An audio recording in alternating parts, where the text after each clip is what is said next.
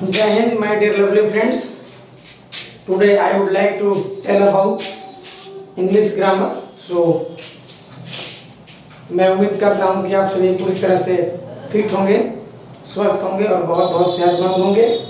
आज मैं आप लोगों को बताने वाला हूँ कि सेंटेंस चाहे छोटा हो या बड़ा, सेंटेंस किसी भी प्रकार का हो, उसका अनुवाद करना बिल्कुल आसान होता है। आसान कैसे होता है इसको हम लोग समझते हैं। देखिए, मैंने इससे पहले वाले वीडियो में समझाया था, बताया था कि किसी भी वाक्य में आपका सब्जेक्ट वर्ब ऑब्जेक्ट होता है। इंग्लिश की जो मूल स्ट्रक्चर होती है उसमें सबसे पहले सब्जेक्ट आता है, फिर वर्ब आता है, लास्ट में हम लोग ऑब्जेक्ट को रखते हैं। हम लोगों को यहाँ पे ये समझना है कि सबसे पहले अनुवाद करने से पहले, चाहे सेंटेंस छोटा हो या बड़ा हो, उसका ट्रांसलेशन करना, उसका अनुवाद करना एकदम बिल्कुल आसान है, बशर्ते कि हमको सबसे पहले उसमें सब्जेक्ट वर्ब ऑब्जेक्ट को ढूंढ लेना है। जब हम लोग सब्जेक्ट वर्ब ऑब्जेक्ट को ढूंढ लेंगे तो उसमें हम आपको बता दें कि उसके अलावा और क्या क्या आ सकते हैं। तो एडजॉइंट आएंगे और मोटिवेटिव वर्ड्स आएंगे। इनको हम लोग बारी बारी से देखेंगे कि होता क्या है, सीखने की प्रयास करेंगे। देखिए, बात क्या है कि सबसे पहले हम लोग किसी भी वाक्य में, चाहे वो छोटा हो या बड़ा, सबसे पहले आपको सब्जेक्ट वर्ब ऑब्जेक्ट को खोजना है। हम इसके लिए सेपरेट एक वीडियो बनाए हैं, आप वहाँ पर जाकर के देख सकते हैं। हम यहाँ पे कुछ इसकी चर्चा करेंगे कि सबसे पहले आपको वर्ब खोजना है, क्रिया खोजना है। और क्रिया हिंदी के वाक्य के अंत में होता है। हिंदी की जो मूल स्ट्रक्चर होती है वो सब्जेक्ट, ऑब्जेक्ट और लास्ट में वर्ब होता है। लेकिन इंग्लिश का जो मूल स्ट्रक्चर होता है उसमें subject, object, subject, verb, last में ऑब्जेक्ट हम लोग लिखते हैं। यानी मेरा कहने का मतलब है कि हम लोग को सबसे पहले किसी भी वाक्य में सबसे पहले हम लोगों को क्रिया करना है। अब उदाहरण के लिए जैसे लेंगे कि राजू गणित सीखता है, तो देखिए इसमें सीखता है वर्ब हो गया। कौन सीखता है? राजू। क्या सीखता है? गणित। आपका सब्जेक्ट वर्ब ऑब्जेक्ट मिल गया। सब्जेक्ट हम लोग खोजते हैं क्रिया में कौन लगा करके, ऑब्जेक्ट हम लोग खोजते हैं क्रिया में क्या लगा करके। तो अगर ये तीन चीज आपको मिल गया सबसे पहले, तो इन तीनों का अंग्रेजी आपको सबसे पहले लिखना है। उसके बाद सेंटेंस चाहे छोटा हो या बड़ा, बड़ा क्यों होता है?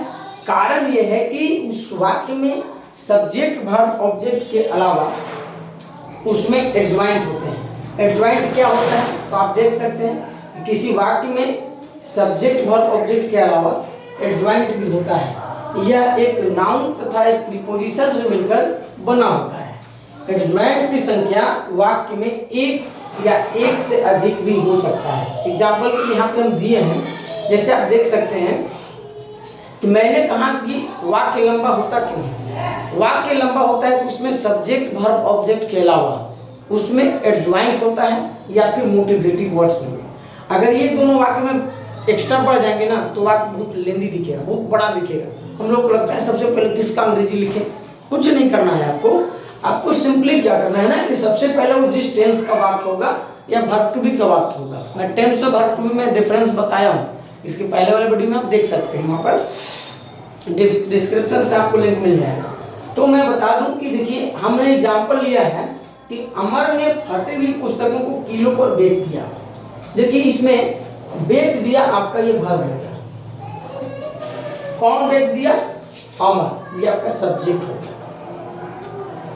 क्या बेच दिया? फटी हुई पुस्तकों को, ये आपका ऑब्जेक्ट हो गया। इसके अलावा क्या बचा? किलो पर। नहीं बचा ना, यानी आपको सबसे पहले इसका अंग्रेजी लिख लेना है। अब जो किलो पर है ना, ये एडजॉइंट एडी है। देखिए पर आपका प्रीपोजिशन है और किलो आपका नाउन है। मैंने क्या कहा कि किसी भी वाक्य में सब्जेक्ट वर्ब ऑब्जेक्ट के अलावा उसमें एडजॉइंट होता है। और एडजॉइंट का निर्माण कैसे होता है? एक नाउन और एक प्रीपोजिशन मिलके होता है। देखिए इसमें एडजॉइंट एक है, किलो पर सिर्फ एक ही एडजॉइंट है। आपको करना कुछ नहीं, पास्ट टेंस का वाक्य है तो हम लोग कौन सा नियम लगाएंगे? Subject plus V2 plus object लगता है इसमें।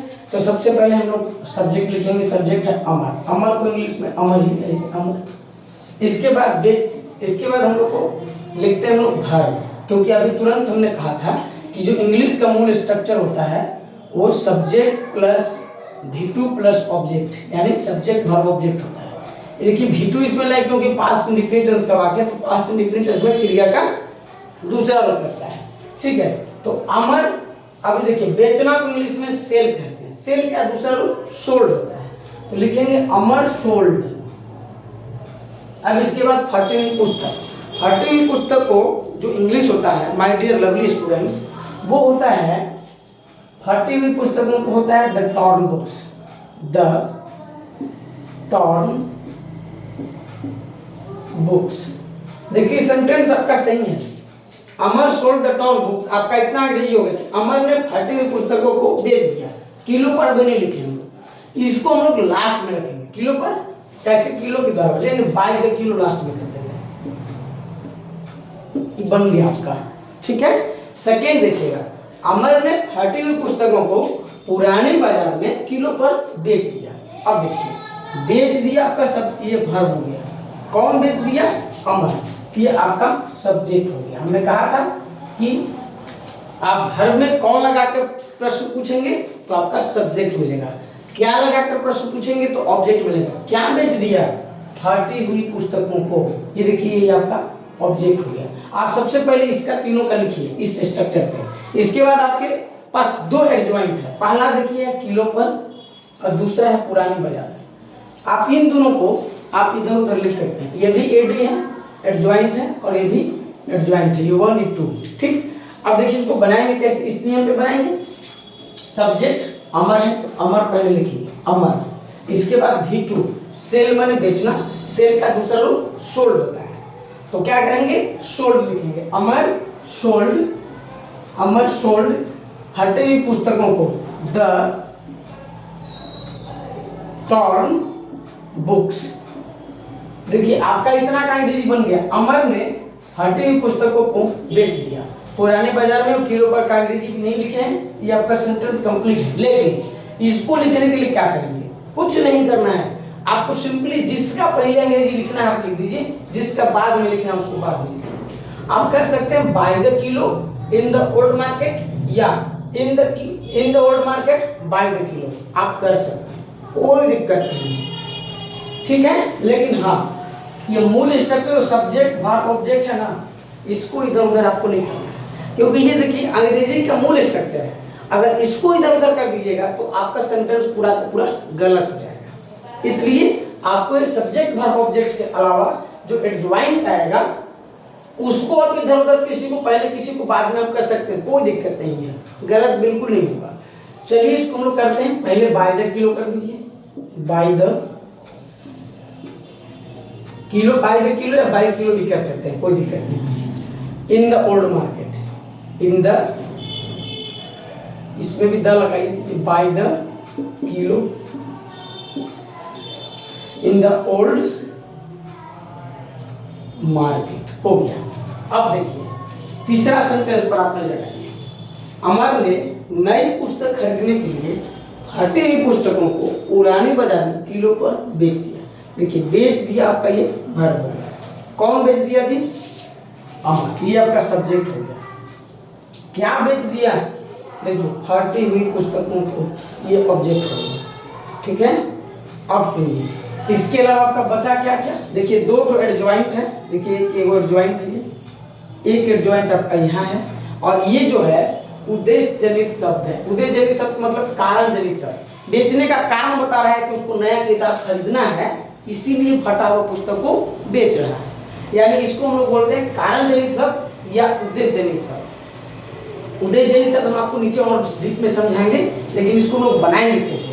आप सबसे पहले बनाइए कि अमर फटी हुई पुस्तकों को बेच दिया, सबसे पहले इसका बनाइए। कैसे बनाएंगे, स्ट्रक्चर पे देखिए, सबसे पहले सब्जेक्ट आपका अमर है, लिख दिए अमर। इसके बाद V2 बेचना, बेचना को बार बार बोल रहे, सेकेंड रूप सेल का सोल्ड होता है, तो अमर सोल्ड। इसके बाद फटी हुई पुस्तकों को the torn books, torn books. ठीक, अब सुनिए, देखिए अब आपके पास तीन चीज बचा, दो एडजॉइंट एक उदयजनित शब्द। पहला एडजॉइंट आपका यहाँ है, दूसरा आपका एडजॉइंट यहाँ है, और तीसरा ये उद्देश्यजनित शब्द है, motivative words, MW, motivative words. आपको देखिए सिंपली क्या करना है कि आप तीनों में से किसी का अंग्रेजी पहले और किसी का अंग्रेजी बाद में आप लिख सकते हैं, बशर्ते इसको इधर उधर नहीं करना है, क्योंकि अंग्रेजी के मूल स्ट्रक्चर है, इंग्लिश इसी पर आधारित है, समझे। तो आपको सिंपली क्या करना है कि आप अगर चाहें तो 2 बाय न्यू बुक्स कर सकते हैं, नई पुस्तक खरीदने के लिए 2 buy new books by the kilo in the old market आप कर सकते हैं, या by the kilo in the old market 2 buy new books, ये भी आप कर सकते हैं। यानी मेरा टोटली कहने का मतलब है कि आप इन तीनों को इधर उधर आप कर सकते हैं, कोई दिक्कत इसमें नहीं है, कोई दिक्कत वाली बात नहीं है। लेकिन आपको ये इंग्लिश का मूल स्ट्रक्चर है, आपको इसको इधर उधर नहीं करना है। बाकी ये तीन को देखिए, एक एडजॉइंट यहाँ, दूसरा एडजॉइंट यहाँ, एक मोटिवेटिव वर्ड्स यहाँ, इन तीनों में से आप किसी को भी फेरबदल इधर उधर आप कर सकते हैं, कोई दिक्कत वाली बात नहीं है। चलिए हम इसको करते हैं, सबसे पहले इसका लिखते हैं, फिर इन दोनों में से किसी का लिख लेते हैं, कोई दिक्कत नहीं है। देखिए हम बनाते हैं, सबसे पहले लिखेंगे 2 बाय न्यू बुक्स। देखिए आप इसको लिखे ना, कितना का बना, अमर ने नई पुस्तक खरीदने के लिए फटी हुई पुस्तक को बेच दिया, इतना करना। अभी आप इन द ओल्ड मार्केट नहीं लिखे, बाय द किलो नहीं लिखे, इसका जब लिख देंगे तो ये पूरा बन जाएगा। आप इसको हम बार बार बोल रहे हैं कि आप किसी को पहले किसी को भी बाद में लिख सकते हैं। चलिए हम इसको बाय द किलो पहले करते हैं, buy the kilo in the old market.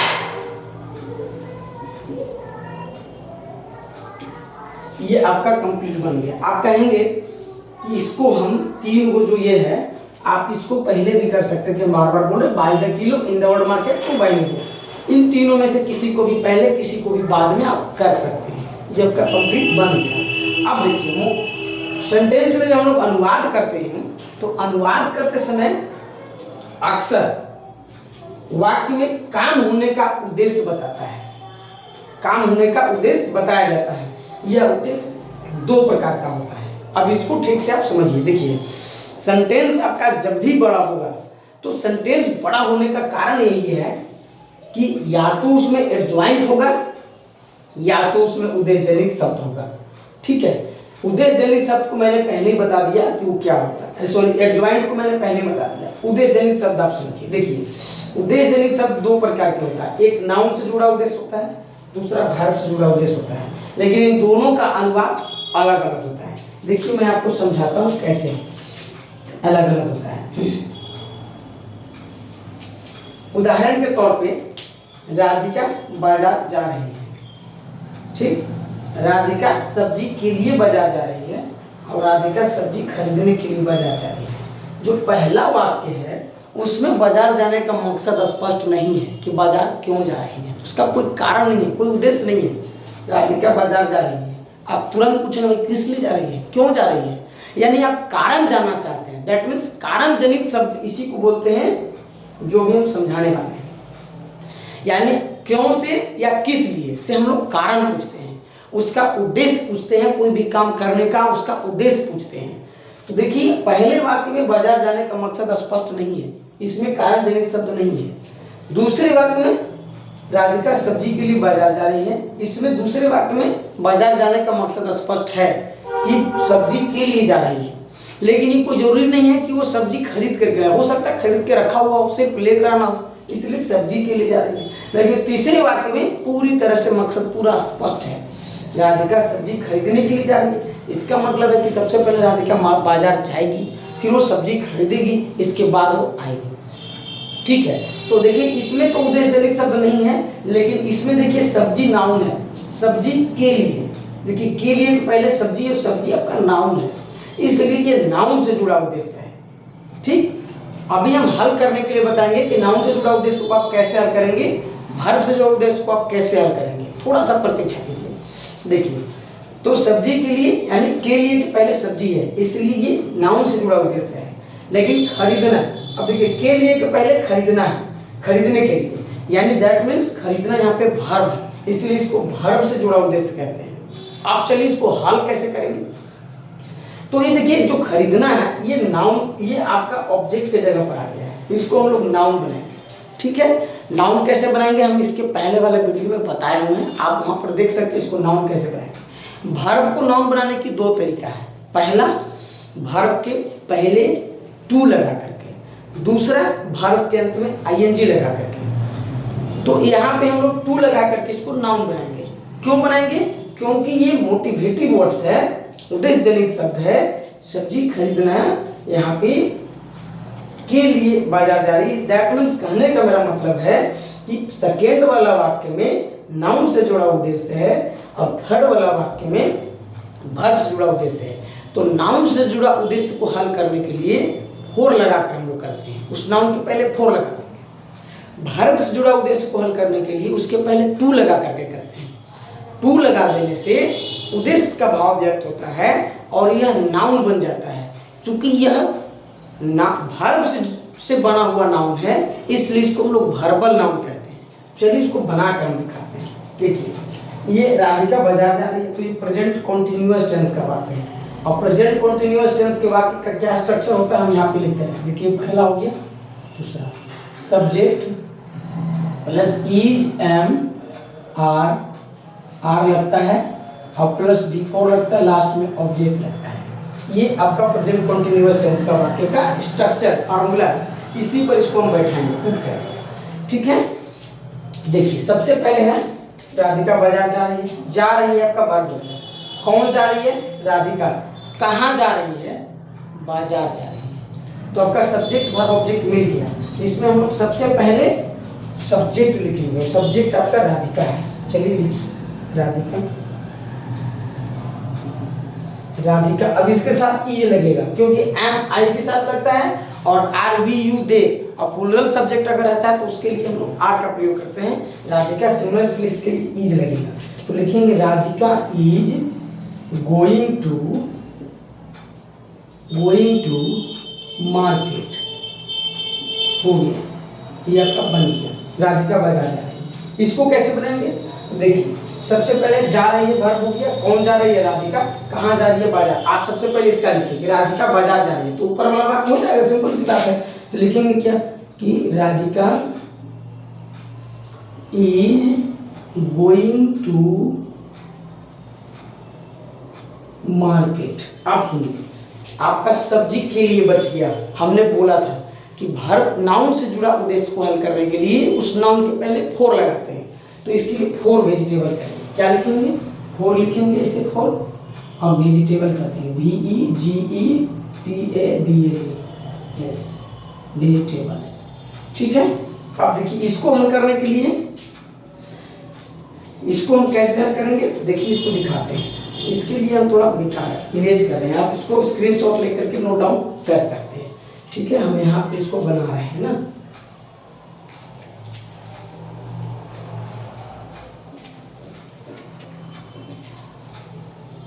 देखिए राधिका सब्जी खरीदने के लिए बाजार जा रही है। देखिए जा रही है आपका ये वर्ब हो गया। कौन जा रही है? राधिका, ये आपका सब्जेक्ट हो गया। ठीक है, कहाँ जा रही है? बाजार, ये आपका ऑब्जेक्ट हो गया। और ये सब्जी खरीदने के लिए उसका उद्देश्य जनित शब्द है।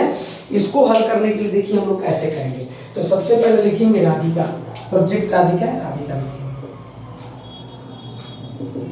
Radhika is going to market. ठीक है, इसके बाद अब क्या बच जाता है? सब्जी खरीदने के लिए। हमने कहा कि खरीदना यहाँ पे वर्ब है, इसलिए वर्ब से जुड़ा उद्देश्य है। और वर्ब से जुड़ा उद्देश्य को हल करने के लिए वर्ब के पहले हम लोग टू लगाते हैं। यानी हम क्या करेंगे? टू लिखेंगे, टू बाई वेजिटेबल, VEGETABLES हो गया, वेजिटेबल्स हो गया, ये आपका बन गया। यानी मेरा कहने का मतलब यहाँ है कि सेंटेंस चाहे छोटा हो बड़ा हो, हम आपको इसे भी बड़ा बड़ा सेंटेंस हल करके दिखाएंगे। ये या तो उद्देश्य जनित शब्द, या तो एडजॉइंट आएंगे, या तो उद्देश्य जनित शब्द आएगा और वाक्य बहुत बड़ा हो जाएगा। और हम लोग घबरा जाते हैं, कैसे होगा, इतना बड़ा बड़ा है। कुछ नहीं करना, आपको सीधा सबसे पहले आप सब्जेक्ट वर्ब और ऑब्जेक्ट खोज लीजिए। इसका अंग्रेजी आप जब पहले लिख दीजिएगा ना, तो समझ लीजिए कि आधा से ज़्यादा आपका काम हो गया। अब उसमें या तो एडजॉइंट होगा, एडजॉइंट हल करने के लिए हमने बता दिया, या उसमें उद्देश्य जनित शब्द होगा, उसको भी हमने हल करने के लिए बता दिया। अब आप आराम से इसको सॉल्व कर सकते हैं, हल कर सकते हैं, इसमें कोई दिक्कत नहीं है। तो सेंटेंस चाहे छोटा हो बड़ा हो किसी भी प्रकार का हो, उसका अनुवाद करना एकदम बिल्कुल आसान होता है। सबसे पहले आपको करना है क्या, सब्जेक्ट वर्ब ऑब्जेक्ट को ढूंढ लेना है। मैं इससे पहले वाला वीडियो में बताया हूँ कि सब्जेक्ट कैसे मिलता है, तो उसके लिए आपको सबसे पहले वर्ब खोजना पड़ेगा। वर्ब हिंदी के वाक्य के अंत में रहता है, उसमें आप कौन लगा दीजिएगा तो आपका सब्जेक्ट मिल जाएगा, क्या लगा दीजिएगा तो ऑब्जेक्ट मिल जाएगा। अगर क्या से ना मिले तो कहाँ लगे, जैसे देखिए इसमें कहाँ लगाने से मिल रहा है, कहाँ जा रही है, बाजार जा रही है, मिल रहा है। तो आप अगर कहाँ नहीं मिलेगा तो किस लिए लगाइए, जैसे हम लोग ज्ञान अर्जन के लिए पढ़ते हैं। अब देखिए पढ़ते हैं वर्ब हो गया, कौन पढ़ते हैं हम लोग, किस लिए पढ़ते हैं, ज्ञान अर्जन के लिए, ठीक है। तो आपको ऑब्जेक्ट खोजने के लिए हमने 4 तरीका बताया हुआ है, आप उसको देख करके आप आसानी से समझ सकते हैं कि हम ऑब्जेक्ट को कैसे खोज सकते हैं। अब हम इसमें आपको ये बड़ा बड़ा सेंटेंस को कैसे हल कर सके इसका मैंने तरीका बता दिया, और भी इसी प्रकार की मैं आपके लिए नया नया सेंटेंस नया नया तरीका मैं वीडियो तैयार करके आपके लिए पहुंचाते रहेंगे। और आप हमारे चैनल पे नए हैं तो सब्सक्राइब कर लीजिए, बेल आइकन को प्रेस कर लीजिए, शेयर करिए, लाइक करिए, ताकि हम लोग को देखिए वीडियो बनाने में बहुत मेहनत लगता है, इसको क्रिएट करने में, सोचने में, विचारने में बहुत समय लगता है। और आपके लाइक सब्सक्राइब और शेयर करने से हमको मिलना कुछ नहीं है, बस एक है मोटिवेशन मिलता है कि हाँ इस प्रकार से हम लोग और मेहनत करें और अच्छे से वीडियो तैयार करें, ताकि आपके लिए पढ़ने में सुविधा हो सके, आसानी हो सके, और जब भी हम वीडियो अपलोड करें तो सबसे पहले आपके पास पहुंचे, आप देख करके ज्ञान अर्जन कर सकते हैं। चलिए ठीक है, video thank you very much for watching this video, thank you very much, धन्यवाद।